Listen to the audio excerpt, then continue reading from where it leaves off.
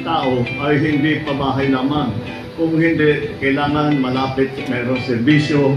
Ito ang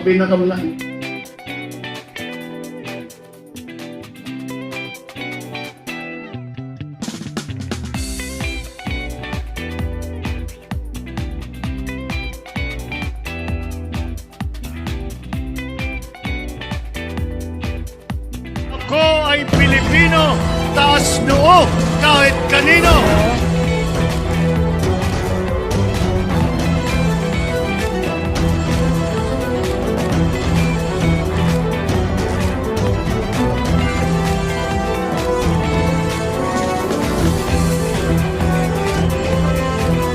Maraming salamat po, mahal na Pangulo. At sa puntong ito, Tao ay hindi pabahay lamang.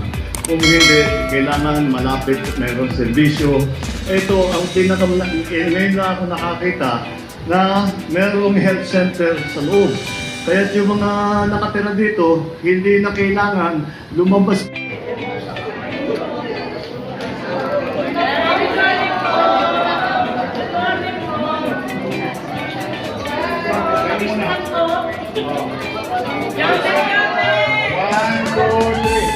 One, two, three. Oh, yeah. Spicy.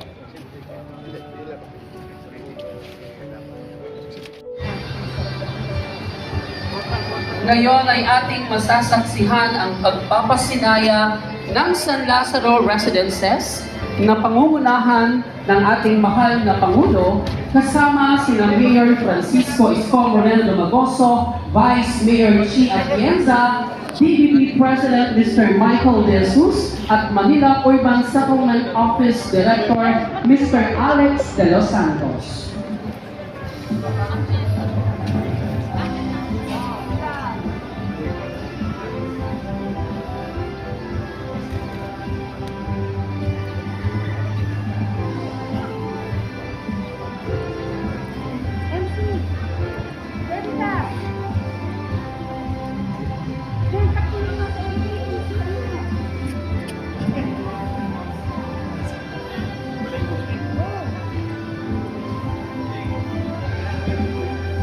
Ready, Mr. President, at the count of 3.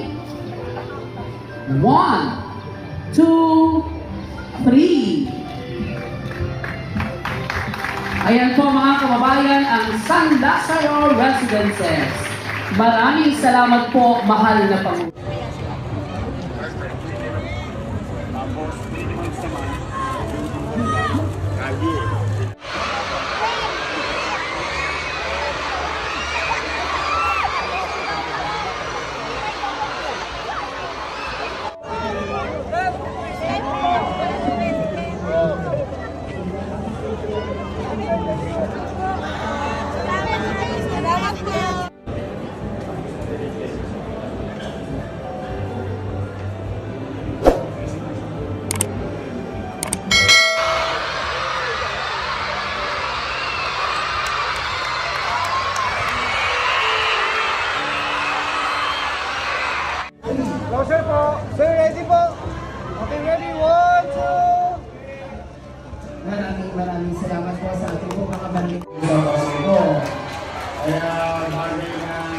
pinararangal ng ating lungsod, ang paglago ng Pangulo ng Bansa.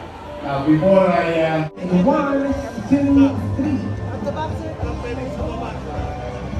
Maraming salamat po sa ating pong mga Piliin National and isa na Maximo po.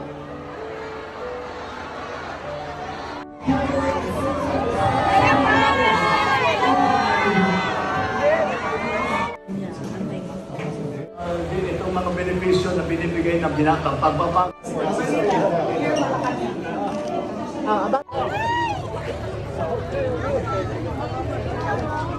Ito.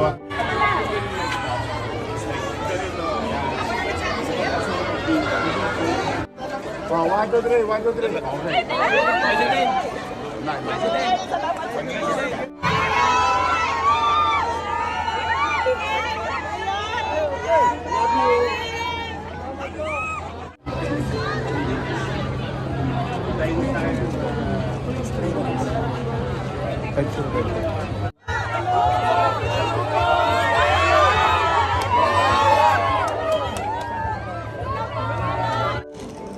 Okay. Okay.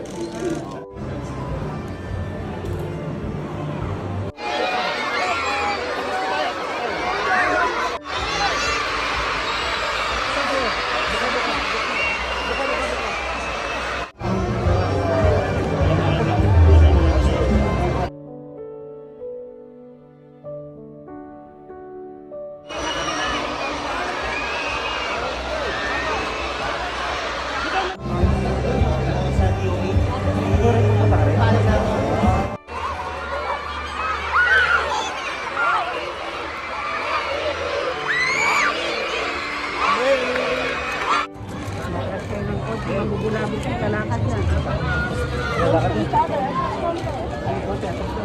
Taon po ako naging gobernador ng Ilocos Norte. Kaya talagang ang lagi kong iniisip ang LGU.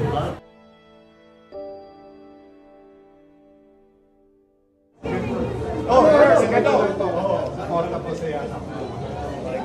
Ganda naman ang barangay hospital nito.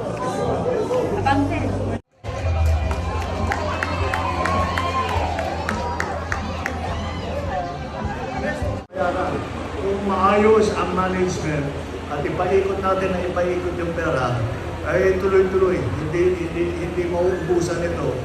Kinatawagan ko mga kumpanya sa pribadong sektor at mga ahensya ng gobyerno na pakinabangan ang amnesty period upang bayaran ang inyong mga PhilHealth arrears. Nandito po si Dr.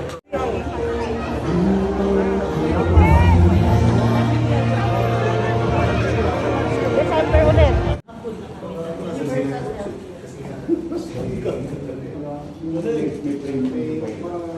May